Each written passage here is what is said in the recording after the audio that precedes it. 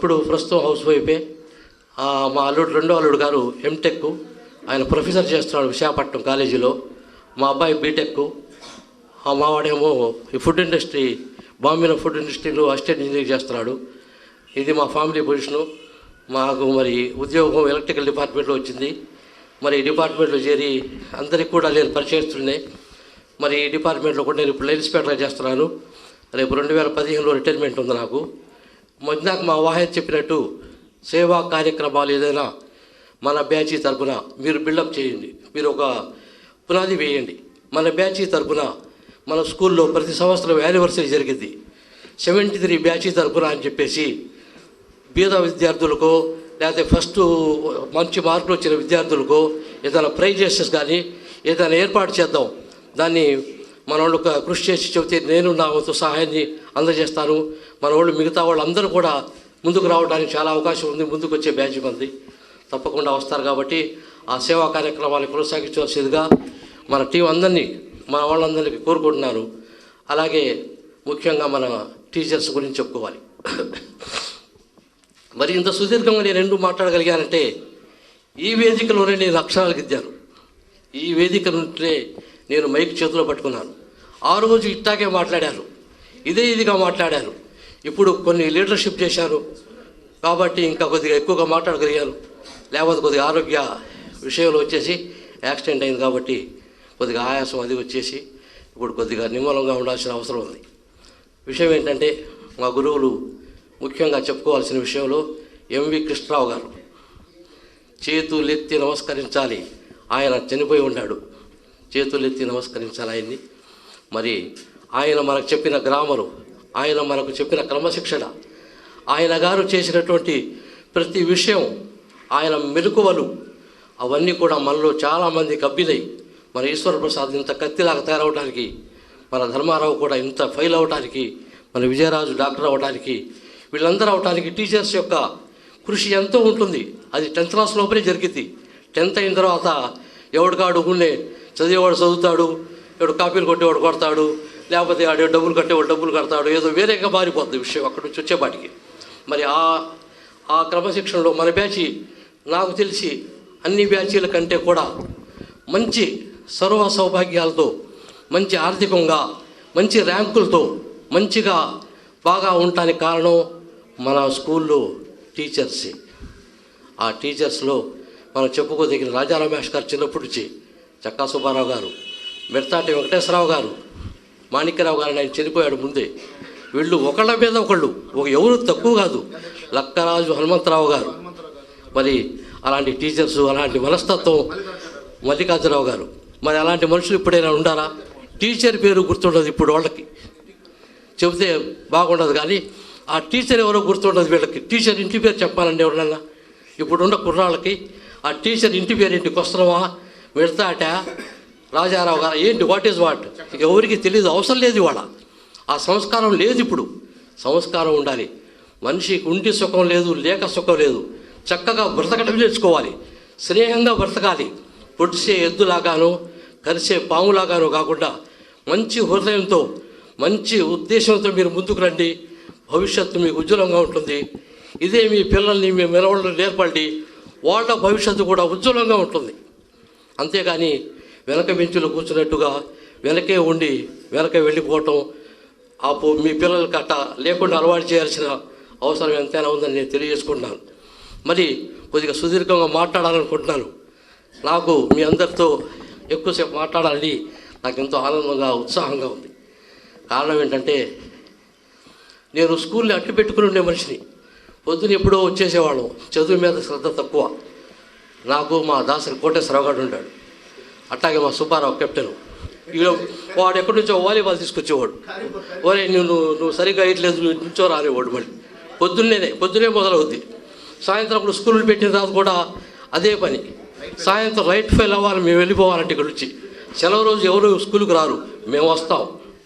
మా Indians master గారు ఉన్నాడు, అసలు గట్టిగా, అసలు స్పోర్ట్స్లో వచ్చేవాడికి ఆయన చెప్పింది ఆ జరిగే వరకు, ఆ క్యాచ్ ఆడి క్యాచ్ చేసేదాకా, ఆ బ్యాటింగ్ వాడు బ్యాట్ చేసేదాకా ఆయన ఒక పిచ్చిగా, ఒక మొరటుగా అసలు చేయాలని గట్టిగా వాదనలు కూర్చుని మరీ నేర్పాడు.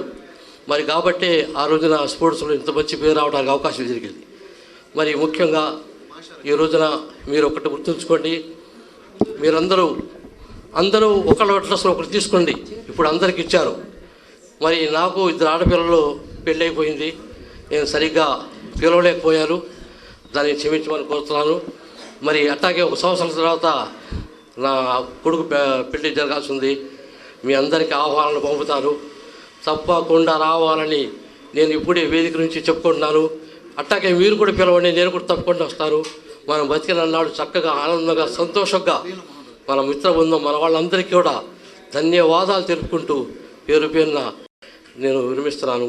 జై హింద్. మా బ్యాచ్లో కొంతమంది రాజకీయ నాయకులు అయ్యారు. వాళ్ళు అల్లా బక్షు, వాహిద్, అబ్దుల్ వాహిద్, శేషగిరి, వీళ్ళంతా మంచి స్పీకర్లు. మైక్ తీసుకుంటే విన సొంపుగా చెవులకు విందుగా మంచిగా మాట్లాడగలరు. ఓకే, నెక్స్ట్ బాలకృష్ణమూర్తి ఎన్. వీరు ఎక్కడ ఉంటుంది తెలియదు, నంబూరి బాలకృష్ణమూర్తి గారు, రైల్వేలో. అది అడ్రస్ ట్రేస్ అవ్వలేదు మాకు. అద్దేపల్లి, బట్టిప్రల్లో అందరినీ అడిగాను, కానీ నెంబర్ దొరకలేదు. Next Bhaskar Rao Moddula, state bank of Hyderabad మద్రాసులో చేస్తున్నారు. వారు టికెట్ బుక్ చేసుకుని తప్పకుండా వస్తున్నామని చెప్పారు.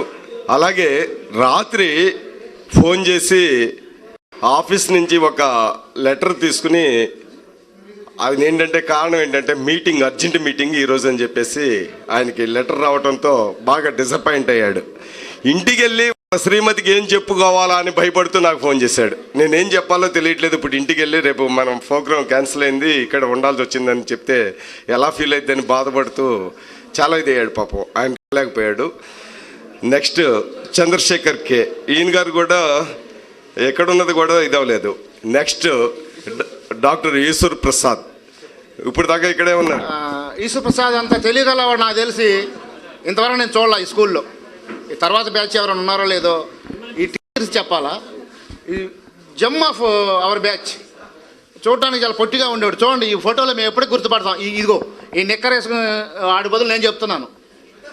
ఇది చూడండి, వాడు చాలా చిన్నగా ఉండేవాడు.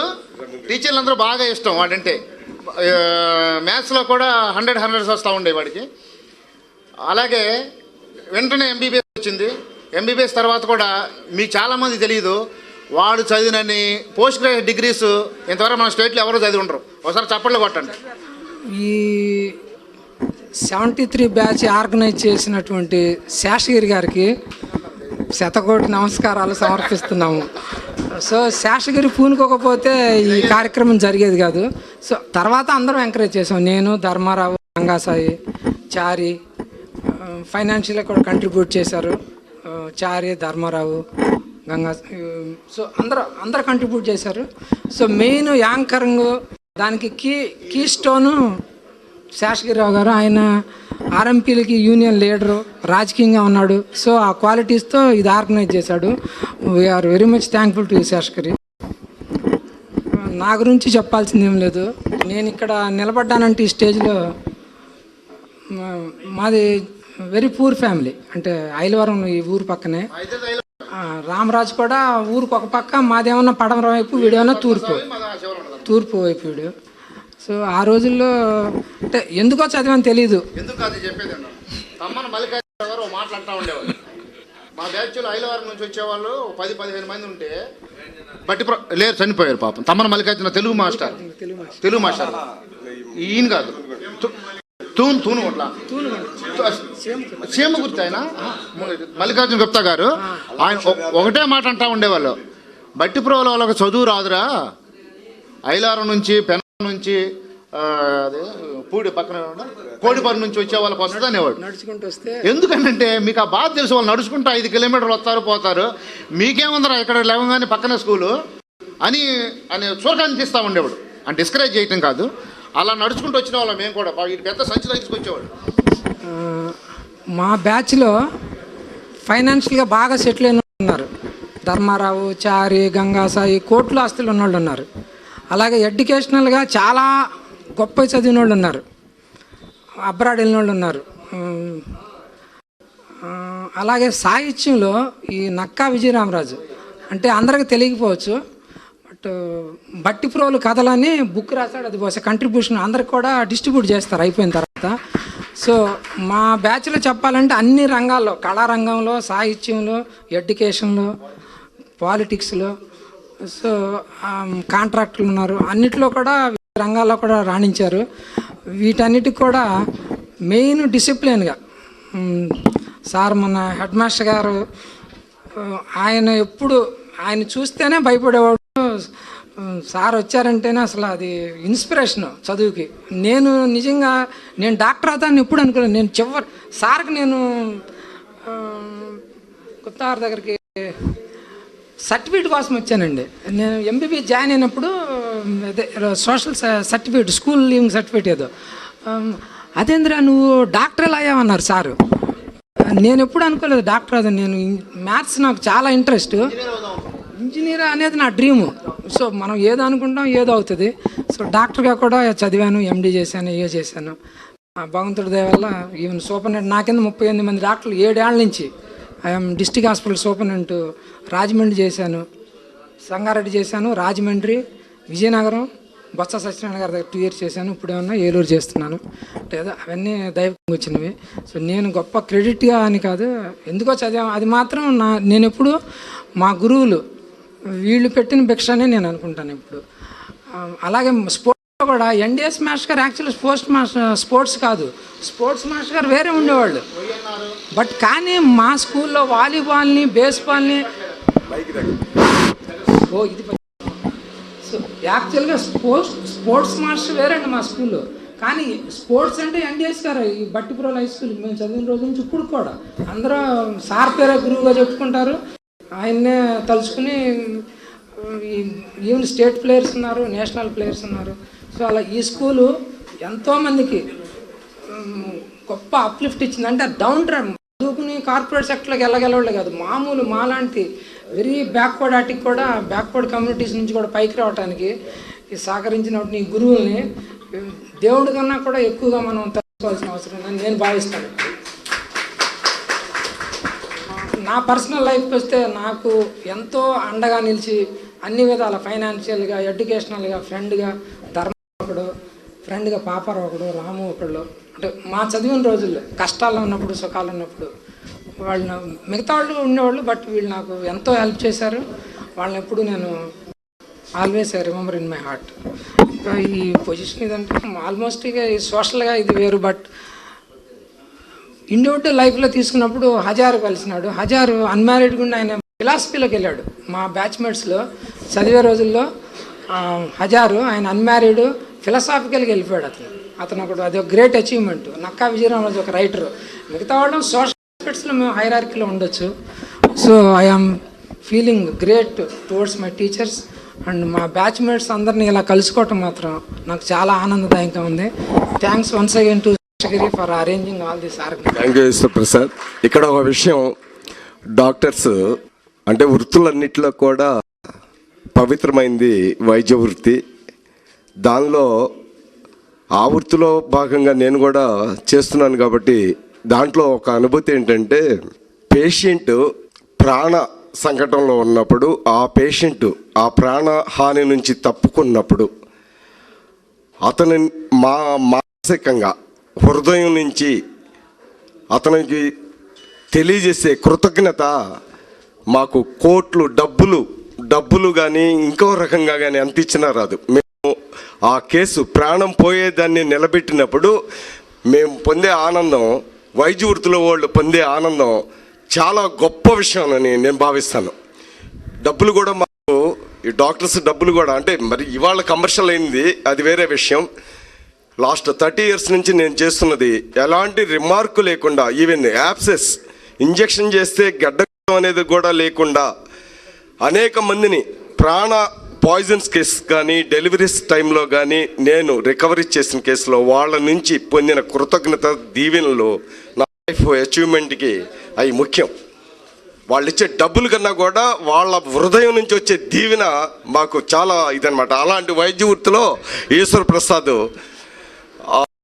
ఇవాళ సూపరింటెండెంట్గా ఉండి వైద్య వృత్తిలో సేవలు అందిస్తూ ఈ హై స్కూల్ గురువులకి మంచి పేరు తెచ్చిపెడుతున్నారు అనేది తెలియజేసుకుంటున్నాం. నెక్స్ట్ గంగాధర్